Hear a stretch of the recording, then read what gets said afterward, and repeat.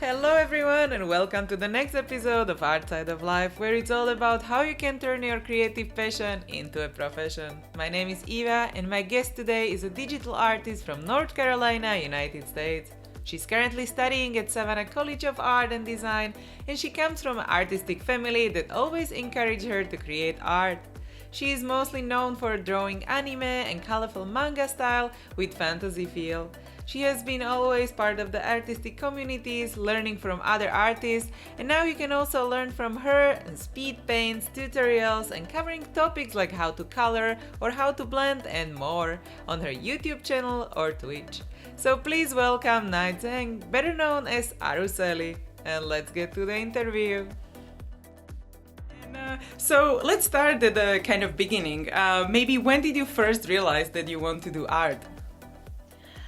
Oh, okay. So, I've kind of been drawing for a really long time. I don't know exactly when I started, but I definitely grew up in a very artistically friendly family. My sister is a concert pianist, or ex-concert pianist. Now she's a photographer, filmer. And I've always kind of, I guess, doodled on the side, and my parents saw that, but they actually started me off as a pianist. So they originally wanted two pianists in the family, but then they were like, it might be an issue. Two people, one piano, not a good match. So I started drawing when I was around 2, and then we really decided, like, that's what I'm going to do for the rest of my life. And ever since then, it's been downhill from there. And but yeah. So what was maybe the conversation, what you had, or more conversations with your parents when you told them you want to take art seriously? I don't think it was really a conversation, more of like, so do you want to be the artist in the family? You seem like you enjoy it. And I'm like, yeah, okay. Like, all right, cool. I mean, they kind of knew whenever I remember, like, the earliest memory I have is going to my grandparents' house, and they just like they hug me when I see them. I say hi, and then they just give me a piece of paper, and then I go off into the corner. Like, I don't really participate in conversations. That's the earliest memory I have. So I'm pretty sure they knew from the beginning that I was very interested in this thing. I don't know why I was, but I just did. So I guess they were kind of like, well, she could have chosen worse interests, so might as well just let her do what she wants. Yeah, they were pretty supportive, and I'm very, very grateful for that. So what is it maybe which kind of impresses you about art, or something which kind of draws you to it? It's not super big or grandiose, you know. I don't have the super emotional connection to it. I don't think that it expresses my emotions or my thoughts, but I do notice that there are times when I'm drawing that I just get really happy, and I'm like, this is a good feeling. Like, I like feeling happy. And it's hard for me to find that in other things. I have interests, but it doesn't really translate as well as it does when I'm drawing. And I think this is something that I do want to keep doing. I think this is really fun. And of course, the people that I've met through art communities and just being an artist have really cemented that for me, just being like, this is something worth doing. And I'm very lucky that the people in my life have been so supportive of that so far. Yeah, that sounds great. And so which were maybe the biggest decisions or like turning points in order to follow the career? So I think once I started getting involved with art communities, I think I was born in a really fortunate time when art communities are just starting to become really big. So that was kind of the first time I was really introduced to artists my age. Before that, my parents, they were very supportive of my art, but they weren't super into like a lot of modern art communities. So stuff like anime or Western art. They were more familiar with classical art and stuff like that. Things that fine art colleges, the classic stuff that you put in a museum. So I grew up with that. And once I started becoming more familiar with online art communities, I was like, wow, there are kids my age doing things that I'm into. I don't have to be old and dead to be famous. Like, it's kind of amazing. And these kids were just so amazing. They were skilled, and I I was just so amazed. I was like, I could be this. I could have fun. I could, joke around and not be so uptight about what I do. And I could just enjoy drawing. And that was kind of an amazing thing for me to discover. So I think I was around 12 or 13 at that point, Wow. and really getting into art communities, I think really set off a big part of my life now. I wouldn't have the friends or the connections or the kind of lifestyle that I have if it wasn't for the fact that I, really started getting out there, which I think anyone who wants to experience this side of art, this kind of more casual but still really expressive kind of art, I think it's really important that online communities become some part of your life. I think it's a really good idea. And so you started on a DeviantArt and now mostly on Instagram and YouTube, or what is the go-to platform now for you? Um, I mean, for me, it has been sort of Twitter. I've been doing a lot of uh, commissions or freelance projects at the moment, so being able to post art has been a bit difficult. But I know originally DeviantArt was sort of the website that I went to, and I think CG Hub, but it's not a thing anymore, which is really sad. But like, it was kind of those two websites, and then I graduated to actually using this community called Artemino. It's on iOS and Android, I believe. And it was really cool because, DeviantArt has all of these really cool professional artists, but for someone who's just starting out or just not at that level, it's kind of daunting to be among all of these professional artists. So starting on small communities where most of the people there were like me, they were either in high school or they were just young and they were just starting out. I think that was really cool for me. And then I graduated from that to Instagram, and from there on to a bunch of other sites. I'm kind of on everything at this point, I think. So I don't really have a dominant social media site, although I do use Twitter a lot more just because I feel like it's a lot easier to connect with people and like really have conversations with them, because you don't need to post something. You can just message them. And a lot of my friends are on there too, so I think that's probably why. So you are on then YouTube, Twitter, Instagram, I guess Facebook, and are there other sites we haven't mentioned?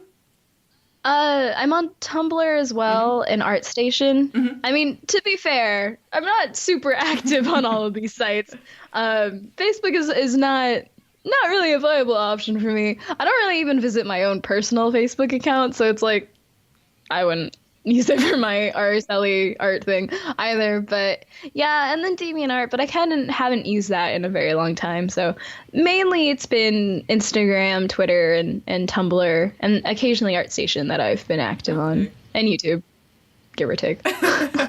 And Yeah. now thinking about when you were starting out and basically developing your skills, was there someone who inspired you, like as like the main inspiration, or maybe combination of different people, or did you have a mentor?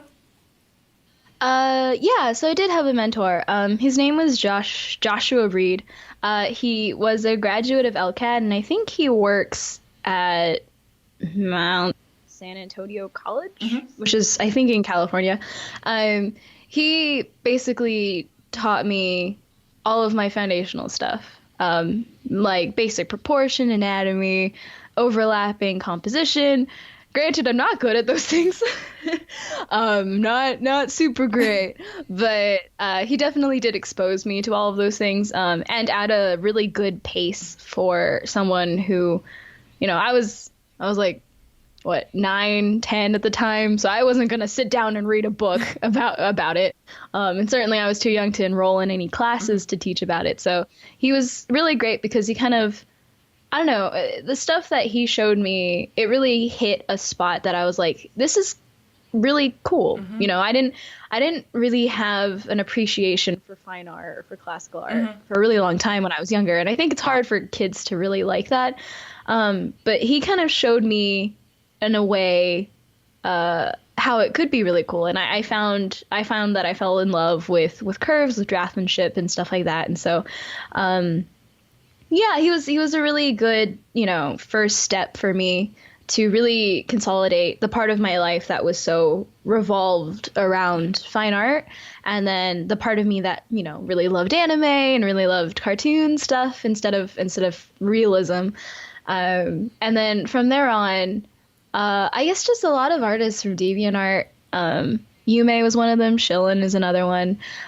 Just all these artists that I was like, they're not that old compared to me. Like they're pretty young, and they also are, in this magical professional job. So I could feasibly be like them, and they really kind of pushed me to realize that fine art isn't the only kind of art that exists.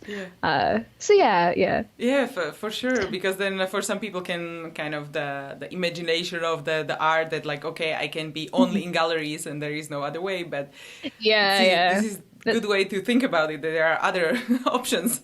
Yeah, it's totally how I grew up. So once I discovered that that isn't the only form of art, I was like, excuse me? This is amazing. Yeah. So he was definitely a really important person in my life. My arts high school, there's the head of my conservatory of digital media, and his name is Patrick Williams. He's a graduate of Art Center in California, and he was really cool because he kind of taught me to just kind of, have fun with art, not be so like I need to be morally upright with art standard in terms of art, and I have to do everything seriously, and I gotta go for my goal straight on. I can't swerve or have fun. And he's like, no, just calm down, have fun. And I kind of realized there's something worth thinking about when it comes to just doing what you love and not forcing yourself to just like shoot for your goals. Because once you're there, then it's like, yeah, you kind of missed out on all these other opportunities that were just, fun, casual, but you can get something out of it that's not just progress, So he was really important because he kind of changed my mindset a lot. And I definitely do contribute a lot of my current level and my current skills to the both of them. So yeah, definitely. And so if you think about all of these like good advices and progress, what would be maybe the best advice you ever received, and maybe also the worst? Okay, so best advice. I mean, I've gotten a lot of good advice in my life. I guess the best advice would just be to have fun. I don't think really, I mean, I think it's really important to have a goal. I think it's really important to know where you want to go. But the thing is, you don't really know that at all. You might think you do, but then give or take like a couple days, and then you're like, well, okay, well, actually, maybe not. And that's fine. I think that's totally okay. And I think a lot of younger artists who come to me asking for help, they have this idea. And I know from experience, I had that idea too, where it's like, I need to just, I need to like buckle in and then like go forward right for the goal, and anything else is a distraction, and I shouldn't do that, and I'm running out of time, but I think the best advice I ever got was really just to like, have fun with it, find your enjoyment in something that you either have to do or you're presented with the opportunity to do. Just kind of like look at it and be like, what can I get out of this that's enjoyable, or that's enlightening, that I would really just find passion out of. I think that's really important, and I think that kind of made a lot of my recent troubles with art block and burnout a lot easier. In terms of worst advice, I think it has to stem a lot from when I was younger. My parents loved using the word talented, and I mean, it's great, when you're a supportive parent, you want to praise your kid. You want to tell them that, like, they're doing well. But I think talent is a very dangerous word to use, especially when you start using it to set them apart from other people. And I think that's why finding a community of younger artists was so important to me, because there wasn't a barrier of like, you're talented, they're not, because just because I had an interest in drawing when I was 2 and they didn't, doesn't mean that I am any farther than they are. In fact, they are way ahead of me, and I am just like, wow, I really need to work for this. Being called talented when I was younger definitely made me feel like, it was kind of like fate that I would be somewhere with whatever I had. But no, you really do have to work for it, and you have to struggle like everyone else. So I guess like in anything, the word talented kind of set me back a lot. But I was able to kind of break out of that as I grew older. But yeah, definitely. I think probably the worst advice is to depend on talent or think that talent is kind of an excuse or a reason for anything, because it's not. It really doesn't. And what about Yeah. the motivation? You mentioned that like if you have an art blog, so what do you use for your motivation?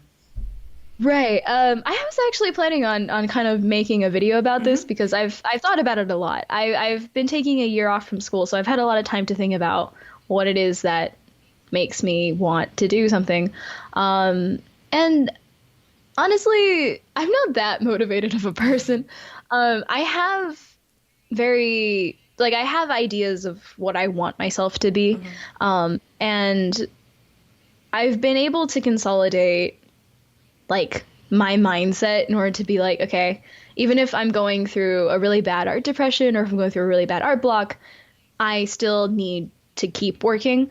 And I think a really important part of motivation that not a lot of people think about is that motivation is not just that feeling of like excitement, but it's also the discipline that you have to just enforce in yourself, just being like, I know that it really sucks right now, and I know that it really doesn't feel great to draw, but in one way or another, maybe try to just like keep moving forward, even if it means not drawing, but just kind of scrolling through Instagram or looking at all your favorite artists or just kind of taking a break. That's still moving forward, but kind of letting yourself wallow in like the depression that comes from art block, I think is really dangerous. And yeah, so motivation, a lot of my motivation comes from taking that situation and finding a way to make sure that like even if I'm really depressed, I won't let that get to me. So in terms of what keeps me motivated, I guess just seeing all the really cool art around me and just being like, man, I want to make something cool. And then just kind of like, all right, well, nothing I'm making right now seems cool, so I guess I just gotta keep trying, you know? So I guess it's kind of what keeps me motivated. I'm kind of a stubborn person because I'm like, I always want to also make cool things. So that's kind of where I'm coming from. Probably doesn't work for most people. Actually, it probably doesn't work for me most of the time either, but it's worth a shot, I guess. Yeah, but it's good way to kind of motivate yourself. Like, okay, I want to improve. So I think we are always kind of the worst critics of our work. So yeah. Yeah, yeah. And I think, I mean, it works for me, you know, and I think that's probably what's important. Probably doesn't work for most people. I personally think that kicking myself in the butt probably works the best in my situation for my kind of personality. So yeah, that's kind of what I do. I just kind of self-motivate by thinking about what I want to do and then just seeing what small steps I need to take personally in order to make that happen. Because I know how I work. And I know what works best for me and how I learn the best. And that's something that everyone needs to discover for themselves. It's not something that anyone can really tell you, because it's kind of like your teacher at school tells you to study for something because you have a test, but not everyone studies the same way and not everyone learns the same way. So the test isn't really going to be working for everyone. So you just kind of have to find the way that works best for you. Yeah. And I think it's probably what motivation is. So how do you structure your day, or how do you plan ahead? How does it look like? I mean, occasionally I eat breakfast. I don't really structure my day around much of anything. My bed is like right there. So it's like I get up, I don't know, look outside the window, and then I sit down, and then I either watch YouTube videos just to like wake myself up, or I just start drawing. Photoshop is like never closed on my computer, and I think my computer absolutely hates me for that. Anyone who like knows me will see Photoshop open, and they're just like, "Dude, have you not shut down your computer in like months?" It's like, no, it's not at all. Yeah, and it's just there. My tablet's like right next to it, so it's kind of like I sit down and I am open to it, I guess. I'm open to just feeling like, I should probably work on X project, or I really feel like working on this thing today. Mm-hmm. Um, and that's kind of just how my day goes. And then I work until whenever I feel tired, and I eat occasionally. And my sleeping schedule's a mess, so like no one should learn from me at all. Like, stay healthy, kids. Don't don't look at me for any advice. My day's not really well structured, because I'm not really living a professional life. I'm still living the life of a student, so my day is still being dictated by another thing, by school, or currently not in school, but yeah. So yeah, it's kind of just how my day is. Like, most of my waking hours are spent just being open to, if I want to draw, I will, and if I don't, I won't. So it's kind of how it works. So, how do you now kind of combine maybe your income streams, or what are the projects you are working on now? Is it so you are still studying, or do you still do some freelance work or commission work, or how does it work? Right. I'm not in school currently. I will be this fall. And yeah, I just basically, a lot of my income comes from freelance projects or commission work. I'm not really big in terms of companies will come and ask me for work. I don't really get commissioned by companies, or I don't really find work with magazines or anything like that. It's mainly just people with money who want to see their favorite character drawn or their own characters drawn. And occasionally I'll be pulled into some larger projects involving multiple people. But nothing super huge, but that's basically where my income comes from. A lot of it is based on just friend of friends who know that I draw and they like what I do. So they come to me and they ask, like, hey, would you be willing to work in this project? And I'm like, yes, no, sure, maybe. And then we just kind of go from there. I don't have a super stable income stream, but that's the life of a student. So that's how it goes. And so what would you advise, people who are just starting to do, like commission work? Is there something they shouldn't forget about, or, so some advices you learn about? Yeah. Let's see. I think with commissions, it's just really important that, you find a way to make it fun. I know a couple people who think commission work is super fun to do, but most of the people that I do know, they are not super into commission work, but it's money, and it's kind of tiring to not be able to draw what you want to do. And I mean, you may or may not be this kind of person, but if you are, then just try and find what's worth getting out of it, whether or not it's like, I'm really feeling like I could improve my semi-realism.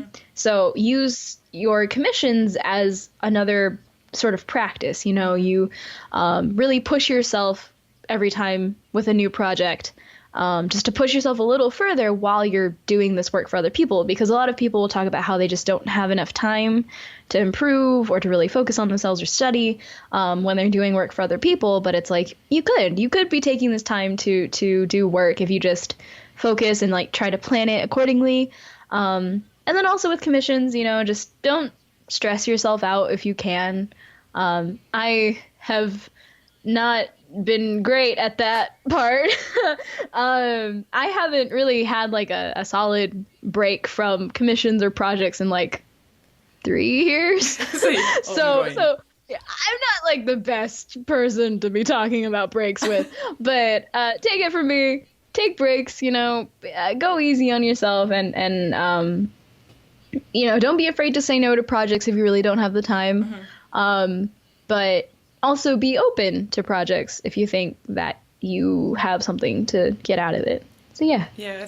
So what is kind of your self-talk, in your head when you are deciding, like, if you don't want to take a project, what would be maybe like the main reason, or how do you set your goals? Like, okay, this will take me closer to my goal.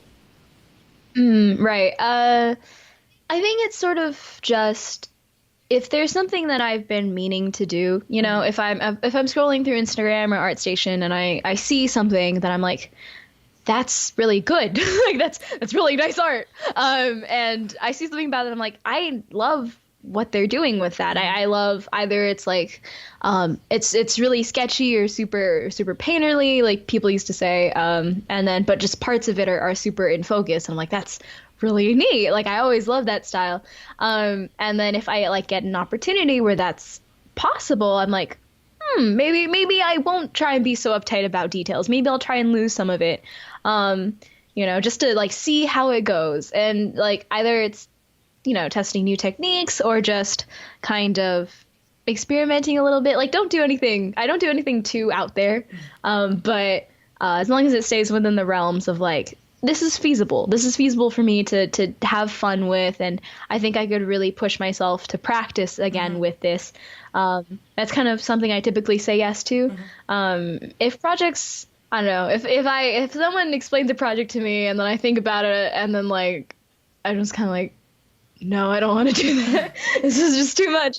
Then sometimes I'll say no. But I have been pretty open to most things that I think are just new and that I haven't tried before. So I don't know. Probably not the best person to talk about projects. Good thing that you have a bunch of other artists to talk about that with. I just kind of take things as they come, and see whether or not, if I feasibly would have the time to dedicate myself to something. I guess it's the basics of my self-talk, self-dialogue. For sure. And now thinking about the practice or kind of learning, because I guess we never stop learning. So how do you approach the new learning now? Like when you do research, or do you go out? Do you like live drawings, or what do you do? So in the year that I've been home, I've practically been a hermit. I would love to go to an actual life drawing class. I have never been, really. It's kind of surprising. I mean, in high school, I did have a figure drawing class, but it's like, I've never actually drawn from a model. So I would love to do that. Mainly, I've just been, going through all of my social media. I use most of my social media to actually follow other artists. I don't follow news or celebrities or people that I like that aren't artists. Like I don't actually support them all that much. I mainly support all my friends and all the people that I really admire who are artists. So my feed every day on basically every social media platform is just a bunch of really awesome art.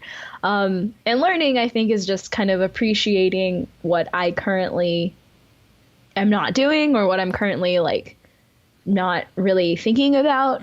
And so just being exposed to so many different artists at once kind of just like punches you in the face of like, oh man, I'm really not doing great. I need to really work on stuff.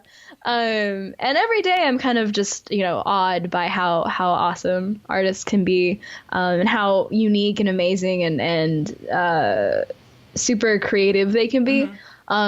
So I think a part of my learning has always been just be open to seeing all the kinds of art out there and just, what hasn't really occurred to me? Like, is it this color combination? I'm like, that is strangely satisfying. Or I really love seeing people who do stuff in different media. I think traditional artists will always have a very special place in my heart. So when it comes to actually learning and really focusing on something, I always turn to those artists, or I turn to Pinterest, which I have dedicated my lifeblood to making my Pinterest account very, very organized and having boards for everything. And so that's kind of where I have all my references if I want them. And then just kind of going back and looking at my art and being like, what do I not like about this? Is it, I don't think the faces are very aesthetic, or they're not very pleasing to look at? Is it my proportions? Are my proportions really off? And I mean, I think it's really good to just kind of do that routine check once in a while. Just kind of sit down with yourself and be like, all right, I'm going to touch base with everything I do. Like, do I think my colors are not, are my colors not working? Are they not saturated enough? Should I go back and restudy anatomy? And if one of those things catches my attention and I'm like, yeah, I've been noticing that in my recent stuff, then I'll definitely just like take a bit of time to just sit down and be like, okay, what exactly do I need to think about. And I have all these resources. I have artists online. I have the references that I can find. And then I just kind of, work through it. I'm a very, I think a lot. I live in my head. So my greatest asset and downfall, I suppose, has always been I just think too much. So I always have plans formulating of like, okay, I know that I haven't been super fond of how I've been doing X thing. So, I should really like keep an eye out for that. If I see someone else who does it better than me, I'm like, okay, what do I like about this? What do I not like about mine?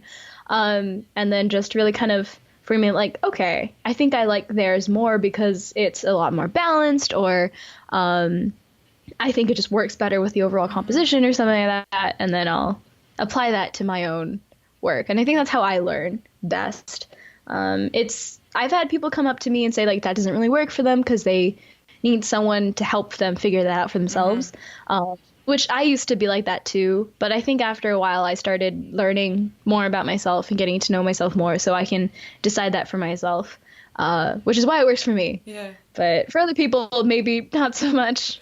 So I don't know. It's a bit difficult to explain, like, how do I learn? It's like, I don't know. I just kind of get angry at myself. And then somehow along the way we figure things out. Yeah. But I think you then learn probably how to do the observation, like what is the thing, kind of what you structure it, like kind of study on the shoulders of giant or whatever, right? When you have these like paintings and you can observe like, okay, this is what they did like well, or this is what I like about it.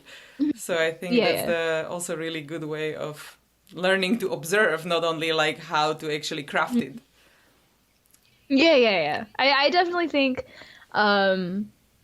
exposing yourself to as many different artists as possible from as many different places as possible is a really good like practice. Definitely your style and your way of drawing will definitely be influenced by what you surround yourself with. So a lot of my recent projects have been very anime oriented. So I've basically shifted since then, just to like surround myself with Japanese artists, Japanese content, just to really set myself in that focus. And because of that, my art has definitely shifted towards that.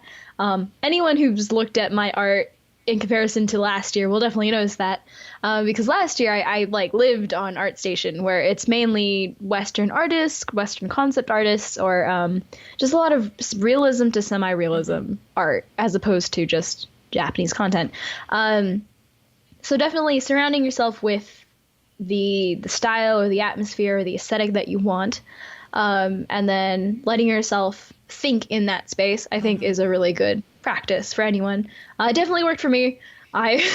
So I don't know if anyone really wants to just, they see a goal, or they see a place that they want to really improve on. Best thing to do is just kind of surround yourself in it. It's like learning a new language.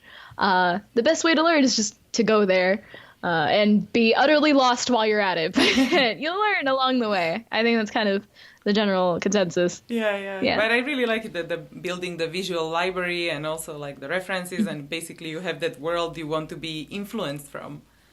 Yeah. So that's really good. And so you're building like this awesome community of the followers on Instagram and YouTube. And so what would you maybe advise to young people how they should network, or, to get noticed, or some pointers? Yeah. I mean, a lot of people ask me this, and I think most people who are in my position where they do have followers will often say the same thing, where they're just kind of like, just keep posting, just keep being active.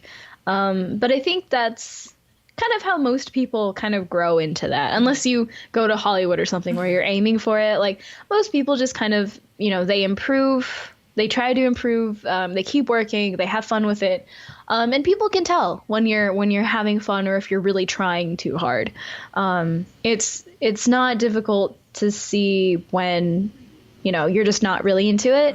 And a lot of my favorite pieces that I've ever posted on Instagram and stuff like that, they've all done really well in terms of activities or numbers, and like that makes sense. So whenever I post something that I'm not super proud of, I feel disappointed in myself, and I feel like I'm kind of disappointing other people because of that. So really, if you want to build numbers, do try to still maintain that sense of honesty with yourself at the very least. I do definitely recommend just keep trying to put your best foot out there, because in that way, at the very least, you'll have taken something out of that.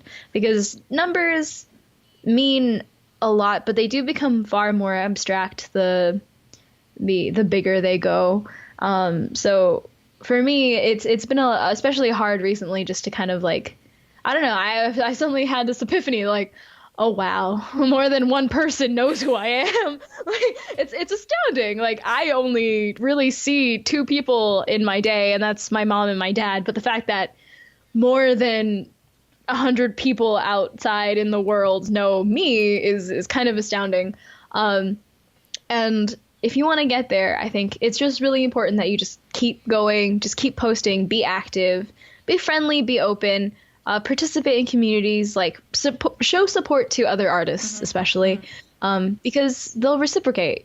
People are putting their stuff up for a reason. They want people to see, and they want to meet other people as well. So don't, try not to put people on a pedestal, but also try not to be too familiar with them. Just kind of toe that line of being like, hey, I think your art's really cool. You really inspire me, or you make my day really, really awesome. And people appreciate that. And so slowly you build up that relationship. And I think the more you get out of that, the more you get out of the experience of growing followers by building friendships, by becoming more, attentive to your own growth, to your own improvement, the easier it'll go. Because I mean, I didn't really pay attention to numbers until, I hit like 8,000, 9,000, and I was like, that is more, that like more people follow me than live in my city. Like that's when it really hit me, like, oh God, I guess I should be doing something then about this. But before that, I was just kind of, posting stuff and just having fun with it, meeting people. And I think if you really want to do that, then just try to have some fun with it. Don't focus on it too much, and it'll come a lot easier than you think. I say that, but it is a bit frustrating if you're aware of that from the get-go. Just be patient. It grows over time, and it definitely has a really steep curve. It's kind of an exponential growth. The more followers you have, the easier it is to gain more followers, I feel like. And I think a lot of people can agree with me on that. But, just kind of try not to let yourself latch onto that too much, because it's a very dangerous obsession to have. I know, because I've like caught myself recently being like, every time I see something, I look at the number, and then I'm like, wait, why am I doing that? Like, I shouldn't be focusing on that too much, because I can appreciate the art. I don't have to look at how much attention it's gotten. But I think it's good to be mindful of it, but don't let it consume you, really, because it's a heavy weight to bear. Just when you're trying to live your life. Yeah. So, yeah. I think that's a kind of human nature that you look at, the numbers, as you mentioned, because it's like, oh, this is popular. Other people like it. So I want to be part of the tribe, kind of, in a way. Yeah. It's a very social thing. And I was definitely very, like, number-centric for a really long time. And I think that kind of contributed to my whole burnout that I've been in. And I don't blame anyone who wants to be popular, who just wants to have numbers. Like, that's a perfectly fine objective, and I don't think that's too out there, really. But it is heavy to think about, and because because numbers are easy to count, they're easy to see. So if you see that it's not doing too well, like that's like. It's like a solid quantifying amount that shows you how much you're succeeding or how much you're failing. And I think it's so much easier just to like live in the abstract, live in the free form, just go with the flow kind of a thing, instead of trying to push that number up. It's just very, it's an obsessive habit that I am not unfamiliar with. So I can say from experience that it's not fun. It's not super fun to focus on that only. So how did you overcome that? Like, kind of maybe to advise, or what was your experience?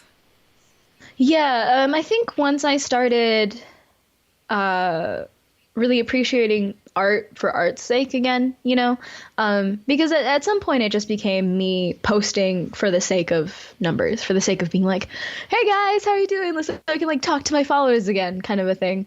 And I mean, eventually I kind of stopped wanting to draw for the right reasons.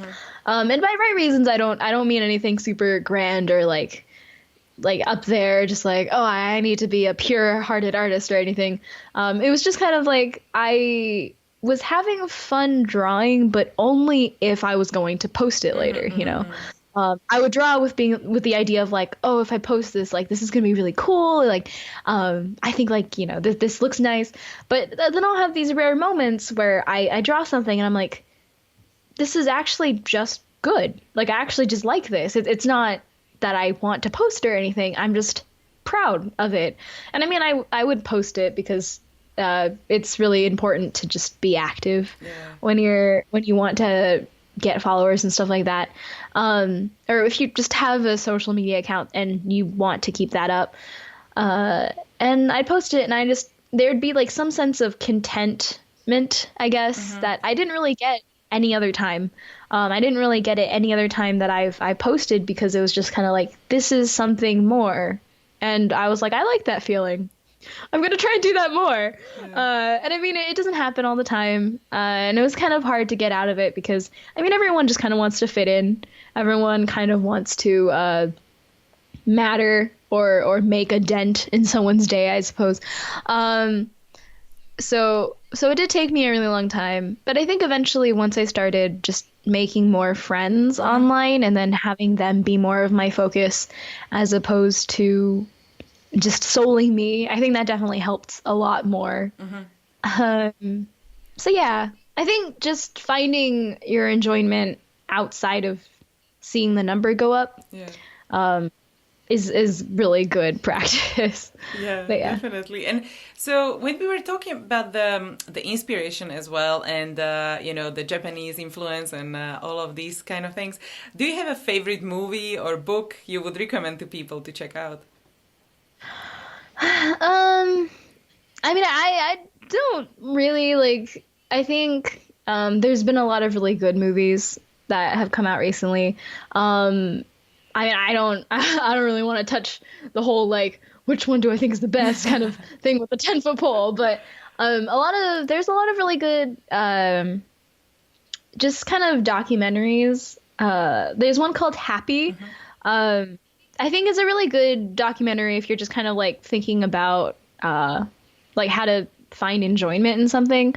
When I watched it, I didn't really have a super great appreciation for it because I watched it when I was kind of young. But it talks a lot about just kind of like living for the day, living in the moment, and as opposed to like trying to think too far ahead. I think that's really important for younger artists who get they get bothered or get really frustrated easily. Just to kind of, don't take things too seriously. Like things don't always have to follow the plan. You can still be happy even if you don't have everything that you originally wanted. In terms of like Japanese anime, stuff like that, I guess I've always loved Ghibli movies. I think those are like my favorite. I cry every time I hear the soundtrack, but I'm just a wuss, so there's that. And I think there's just a lot of really good animation that's coming out now. And I think Japanese movies, Japanese anime have always been really good about having really heavy or more, I guess, adult topics, just kind of mature topics that you don't really see a lot in Western animation. A lot of Western cartoon stuff, they're geared towards children. But a recent one, Koi no ni Tatachi. Silent Voice is what it's called. It's really beautiful. It's about a girl who I think is deaf, and her relationship with a boy who used to bully her. I think that's a really cool story. That's really an amazing story to tell, and the animation that is gorgeous. It's absolutely stunning. So if anyone's interested, I would definitely recommend that. Kimi no Na wa recently came out. Your Name, another Makoto Shinkai movie, one of the best ones personally. I think it's one of the more beautifully animated ones of his movies, because he's always had beautiful backgrounds, but Your Name had a lot of really amazing animators on that for characters. So I guess there's that. Outside of that, I don't know. Cool. There's just a lot of good content. Just be open. Yeah. A lot of indie content, a lot of student animated stuff. Vimeo is really good for that. So yeah. Okay, so you found stuff on Vimeo, like when you search on or Pinterest when you kind of come over. Yeah. I think just be open to looking for websites that, you know, people can actively contribute to. So Pinterest is really good. Vimeo is really good if you're looking for you know, professional or people who are trying to get into professional networks, really putting their stuff out there. A lot of CalArts animation students really put their stuff on there. And it's a good place to see serious work, you know. So, YouTube is kind of for a lot of things. But how would you, you know, kind of approach the search? Because, you know, if you are looking for a like animation or movie and you don't know the name of the artist, or, you know, because you are searching for that, it's definitely difficult. so what do you search for? Or do you have one which kind of have a suggestion to the next one, or how is it? I've always kept a really close eye on what I see online. I dedicate a lot of my social media like time just trying to find new artists to follow, new posts, new websites, new links, new things that people are watching now. I look at retweets and I see like, oh, this person posted something on Gumroad that might be interesting, and I because I'm a brush hoarder. I love brushes on Photoshop. Or they just post a GIF or GIF, and it's gorgeous. Like the animation's amazing, and I'm just like, I gotta know who this person is. And then I'll look in the comments and I'll try to find the person. So I just kind of try and consume as much media as I can on a daily basis. I know a lot of people are like, you need to limit the amount of content you consume, but I don't know. I think it's really good to just kind of be open to the world and the amount of creative work that gets put out every day. I mean, I'm not a super big frequenter of Vimeo, but, you know, the top page usually has something, or just kind of follow the artists that you like, that you have found, and then just kind of piggyback on whatever they like or their favorites, what they've bookmarked or anything like that, and just kind of like build out from there. It's why I, you know, have basically purified all of my following lists to just kind of contain friends and then inspirations, people I look up to, all these different artists. I try to follow as many as I can, just because I think it's good to just be open to that every day. It makes every day really interesting to live through, just because I'm like, wow, this person made a really cool thing today. I haven't done anything today, but they did, so this is kind of cool. This is amazing. Yeah. So yeah. But maybe you can do some like YouTube video in the future when you will explain how you look for inspiration and all of this kind of process, because like people sometimes they don't know, and as you like explain now, I think that's a interesting idea. Maybe one day. I mean, I just kind of go online and just do whatever. So I don't know. There's nothing special about it, but I mean, maybe. I think it's definitely an important part of my life, so I'd be happy to share that with people. Yeah. And so let's talk about maybe the future projects, or like the future.